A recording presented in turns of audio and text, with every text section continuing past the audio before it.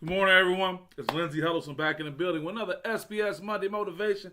Happy Monday to you. Hey, it was a great weekend. Hey, it was a good time. Got to hang out, spend some time getting into basketball season, not just for college, but also high school. So I got to move around a little bit. Got to see my boy Ray Reeves over at the Old Redford Academy. Shout out to the Ravens. They made a championship run last season.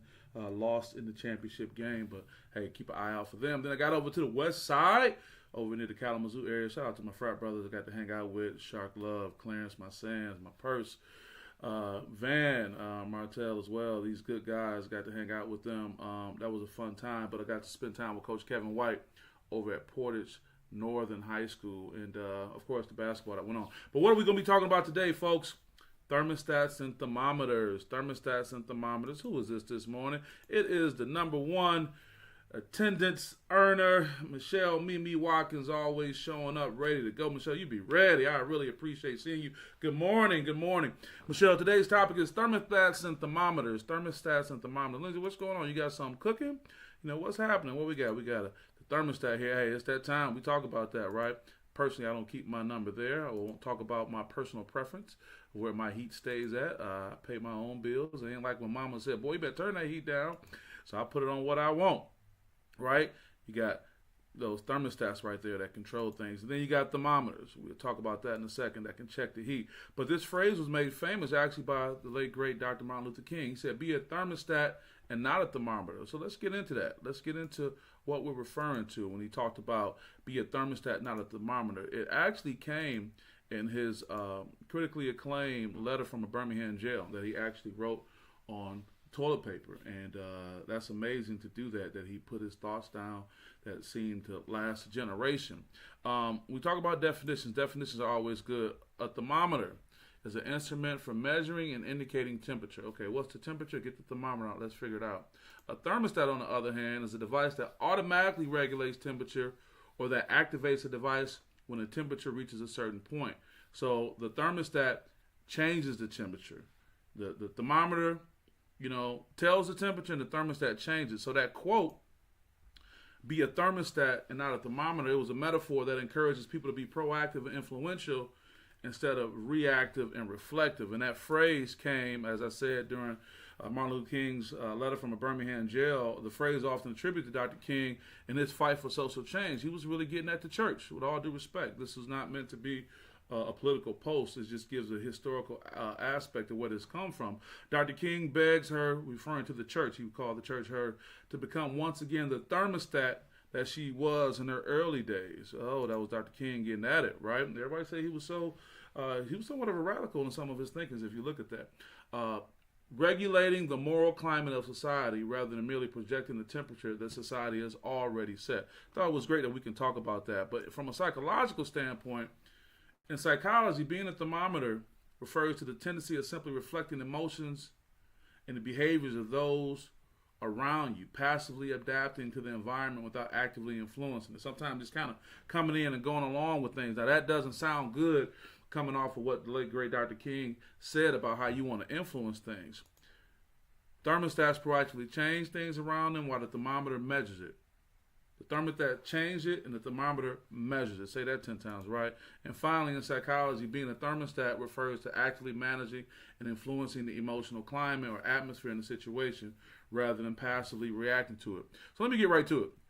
I had a great time last week. I was in Kalamazoo, but I also spent time with my brother from another, Ezra Bell, doing a great job with the Urban League of Southeast Michigan as a managing director over there, and had 2 weeks of leadership conferences, myself and other brothers. Shout out to Trice, shout out to the men in the Battle Creek community, the men in the Kalamazoo community. We came together to work with these young males for a period of time. And I think that's an excellent example of sometimes you got to know the difference of when you need to be a thermometer and a thermostat, right? Sometimes you got to come in, you got to change the temperature of the room, you got to turn it up. Then other times, what do we talk about? You got to read the room. This is not taking anything away from the greatness of Dr. King and what his initial intent was, but sometimes you have to read the room because sometimes we may need you to be a thermometer. Read the room, because maybe you reading the room and you could end up being access to everything that's going on. Let's talk about team play. If your man is hot, if your teammate is hot, if she cooking, if she hitting all the shots, keep feeding them. You don't turn around and say, man, let me be a thermostat and turn it up. Let me get mine on. No, this person is doing well. If you walk into a situation and somebody's leading a meeting, they're having a major impact. They're doing their thing. You come in and support. You say, you know what? I kind of felt your energy, so I made a choice. Instead of turn it up and say, look at me, or I got something to add, I said, man, let me just let them cook. Wave the flag. So it's wave the flag, wave the flames. So if you notice, the title is Thermostats and Thermometers. It's not either or. It's not versus. It's not saying you always have to be a thermostat. You don't always have to turn it up. Sometimes you can come and measure and see what's going on and say, this is what we need to do, especially if you're in the coaching realm. Coach Mimi Watkins knows about that, particularly assistant coaches. Your time is going to come. You're going to get that. Use Drew, who's assistant coach with Kevin White over at Portage North. He said Coach White been coaching him since he's been little. Drew was there, a very active assistant. See, the assistant can read the room and see what coach needs and kind of adds that. He doesn't come in and beat his chest and say, man, it's my time, it's my time. Your time is going to come. But I think that's a great thing. My boy, Xavier Andrews, what's up? Good morning, OG. Hey, man, good morning, brother. Good to see you, man. Good to see you. Love seeing your posts.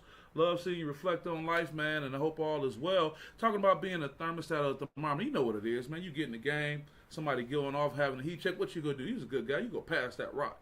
You go hype them up. You might even be on the bench sitting out one time. Who knows? When Moneyball goes down, I got a surprise for you guys pretty soon with Moneyball, the pro-am that is. But when Moneyball go down, you might have somebody cooking. You want to let them cook. And that can work two ways, because the same way somebody can read the room and be a thermometer and read the room and see what's going on with you. They say, oh, my man is doing it, or she's doing well. Let me support her. See, sometimes we get this attitude that it's all me or it ain't nothing.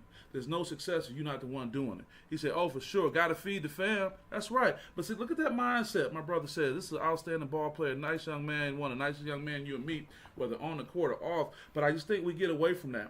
Maybe social media gets us to the point where, hey, if I can't get likes, if I can't get attention, it's not about that. But it might be about building somebody else up. I was able to go out there and support my brother Ezra Bell. He's doing a great thing. Got Tino in the building. What's up, Tino? And I'm going to see you in a minute. When the Horatio Williams Foundation has this tip-off classic, I was with Dave at the Universal Soul Circus. We were talking about you and how you guys always hang out. I hope you're doing all right, Tino. Tino, we just talking about being one or the other, and it doesn't always have to be one or the other, meaning that I got to be a thermostat all the time. I got to walk in the room and change it. You can do that. You can walk in the room and change the temperature for the better. You can walk in the room and hype them up and bring them down, but also that other part is, can you read the room? Can you be a good supporter? Can you say, hey, man, my man is doing it. I'm just going to come in and support her. Hey, sister got it going on. She's doing a great job. What you need? And I think that's the part we miss, because sometimes society has to say that if it's not about us, it's not of substance.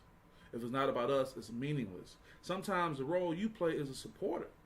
Sometimes the biggest thing you can do is support somebody. Because I remember we had a little situation with some of the young men early on where we were level setting, getting things together. There's no need for me to go into personal details. But Ezra's response is, hey, my big bro just had my back. See, it was still about him being a leader and setting the course, but I was able to be a thermometer and read it. I said, oh, something going on. So let me go inject the way I need to. But at the end of the day, we'll support the greater goal. And that's just a small example. We see it all the time. When you go to that morning staff meeting this morning, hey, why don't you hype somebody up if you see them cooking? Hey, great job on the project. Oh, great, or great feedback. Can you be that? Can you read the room? Can you be the one to kind of bring somebody in? If you see somebody, if you're reading the room and saying, you know what, they're kind of being left out of this conversation, let me see what I can do to kind of guide it back that way. Because sometimes we have this influence in certain cases that we choose not to use. We hold on to it. But you can use that in a way to make a positive impact. So you think about thermostats and thermometers. Think about the late, great Dr. Martin Luther King Jr. We don't have to just talk about him because it's actually Black History Month or his birthday or we're celebrating time off. These are principles that are time tested that can work. Xavier says, sometimes it's best just having someone else's back. Oh, come on, man. Come on over here and drop some knowledge, brother. He says sometimes it's best just having someone's back. You never know who needs that push or support for any reason. And that's my point, brother. Thank you for the great summary. That's my point. Sometimes it's not all about us. It's all about how can you support somebody. How often do we talk about being a great supporting cast? We don't talk about that because society, for whatever reason, is always driven down the individual accomplishment. And I'm not saying that that is a character flaw on our parts. It's just something that's not really talked about. I use the analogy again. You're playing ball or you're playing a sport. Hey, what's up with the pass? Give it up. Oh, they doing well. Give it up. But sometimes we feel I can't let them shine because if I let them shine, it's going to take away from me. No. Nobody can stop the way you shine. Nobody can put your light out. And if you truly have a light, your light can be extended to shine on others to help them going forward. So Xavier, I appreciate you making that a comment, because it kind of summarizes what we were trying to say and brings the point home. Hey, what else can I say to you guys? Well, look, we're getting ready to get going into the holiday season. You're going to be around a lot of people. I always kind of get this pre-holiday talk. Be around a lot of people you're not normally around, family and otherwise. Hey, you be the light. You can read the room. Be a thermostat when you need to, but be a thermometer when it needs to be the case. You can read the room because there's enough in you to be able to give. Sometimes we feel that we don't have enough to give, but you'd be surprised. And sometimes giving will help replenish you. Giving and helping will help replenish you. I'm not saying you go with that intent, I'm going to give so I can get something back, but you do it with being able to have the right kind of impact and have a positive impact on others. So with that being said, guys, I won't keep you. I'm going to get out of here. There's going to be some more things I'll keep you up with. Be a big week in sports going on between Michigan State playing Sanford. Basketball is at home. Purdue coming in town on Friday. Hey, 2 wins will get the Michigan State football team into a bowl game. I'll see Coach Jonathan Smith in a few hours as well, and I'll just keep you guys posted. But thank you for supporting SPS. Hey, appreciate all you guys are doing. Go out in this world, and when you have to be a thermometer, to be able to read what's going on, and when you have to be a thermostat to be able to turn it up, you have the ability, you have the choice, and you have the skills. Thank you guys, and I'll talk to you later. Have a great day. Peace.